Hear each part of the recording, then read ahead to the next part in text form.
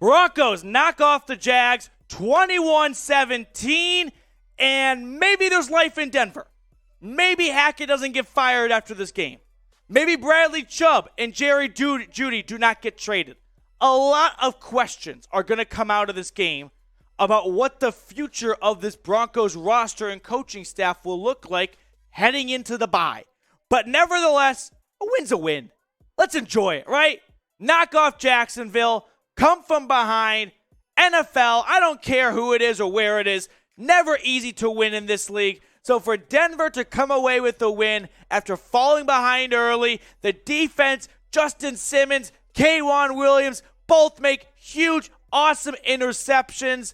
Nick Bonito, the rookie, might be a legitimate starter in the NFL if he continues to play like the way he did today. A forced fumble, a sack. We've got a lot to run through here. We're going to get through a lot of the burning questions we all have after this game as we all wonder, part one, Hackett. Keep him or fire him, right? Does a win against Jacksonville save him? George Payton said he had 100% confidence in him. It seems bizarre to maybe can him after a win, but you never quite know what the ownership is thinking. And at the end of the day, it's the ownership who gets to make all the decisions. I think Hackett's going to be safe. It doesn't seem likely that you fire your coach after a win. Right when maybe he's getting things going, don't deviate from a bit of success he's just found. So I don't think a firing is going to happen after a win. That doesn't seem very likely to me. But I do want to talk about the trade element of this. Should the Broncos be sellers after this win? Do you think a win rules out any Bradley Chubb or Jeudy trade? Let me know in the comment section below if you think the Broncos should approach the trade deadline differently.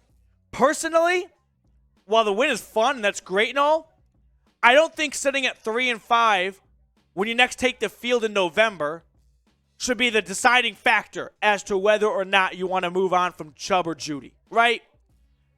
If you decide to not move on from them, is it because you think at 3-5 we might start stacking wins and make a push in the AFC? That doesn't really seem very likely to me. I think if a trade's going to happen, I don't think a win or a loss would impact it all that much. A loss much more than a win.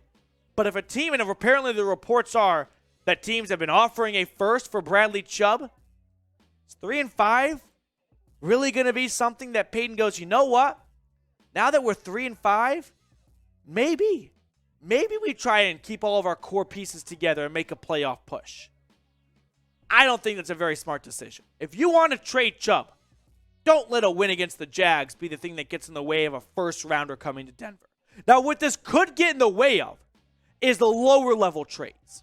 The Dalton Reisner trade rumors, right? The Graham Glasgow, which leads me to Lloyd Cushenberry getting injured, right? Where now you might have to roll with Glasgow at center moving forward. But those lower-level trades, maybe those don't happen moving forward now because you don't want to start selling all of your pieces. Now, Jeudy had a pretty good game today. He had a touchdown run. He had some nice catches. He moved him into the red zone early in the game to set up his own score. So, Jeudy, and Chubb and Hamler. Hamler had a big catch at the end of the game. All three of those guys will be interesting to watch here. Now, if you have not subscribed yet, please go ahead and do so. If we get more subscribers here at the channel, what this allows us to do is do more watch parties for you guys. So make sure to hit that big red button and subscribe. That way you never miss any sort of Broncos news, trade news, rumors, whatever it may be. Make sure you hit onto that big red button and subscribe today and get the best Broncos YouTube content out there. Guarantee you won't be disappointed or your money back. And here's the beauty. It's absolutely free. So you won't miss out on a thing, your money back. So, all right, let's talk more about this game. Greg Dulcich. Just kind of freeballing right now. Dulcich is awesome. Albert Okwuegbunam, I'll help you pack. Dulcich has your job. And it's not even a competition anymore. It's not close. Greg Dulcich clearly the tight end one on this team right now. So Dulcich to me is a clear front runner, okay? We can push it across. Okay, we're in the middle of the cut right now.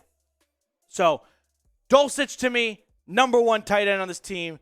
He had 3 grabs for 78 yards off the top of my head. He has been fantastic since coming off injured reserve.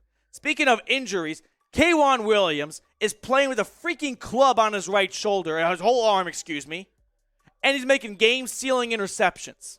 Love to see that. Damari Mathis, he was picked on big time against the Chargers. He is starting to settle in as this team's other outside corner. Now, Latavius Murray, we'll check out some more stats from this game here. 14 carries, 46 yards, and 1 touchdown.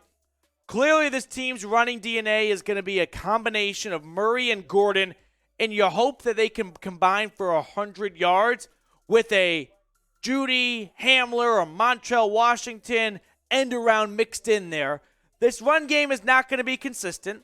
They're not going to rattle off 10, 15, 20-yard gashes. But you need them at the end to keep their legs moving and get into the end zone or make it 3rd and short. That's the way this run game is going to operate.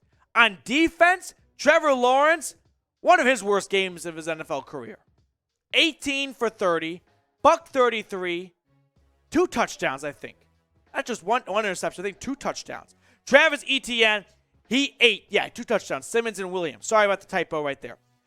Travis Etienne, 24 carries, 157 yards, and 1 score. He was brilliant on the ground. I sounded British right there. Broncos pick up the win across the pond. That's what I'm talking about. Evan Ingram, 4 grabs, 55 yards, and the first touchdown of the day for Jacksonville.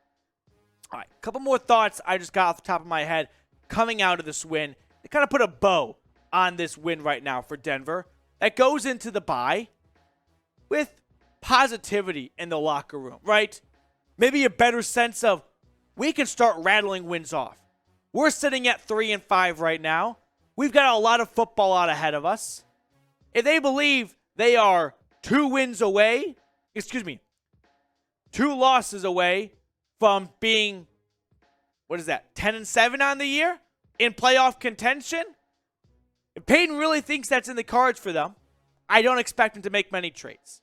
But if he thinks this team is further than that and a win against the Jags is not going to be the difference maker of the end result of this season, and a team wants to offer a first for Chubb or a second for Jeudy, that might change his mind. All right. Appreciate everyone for tuning in. Broncos win 21-17. We're going to sign off here on our postgame show. Appreciate everyone who tuned in for our live watch party. It was a blast. At the end, most of it was kind of boring because the game was a lot of punts, but we had fun here on the channel as we always do. Really appreciate everyone for making us a part of your day. Enjoy the rest of your Sunday. Broncos 3-5, knocking off the Jags 21-17.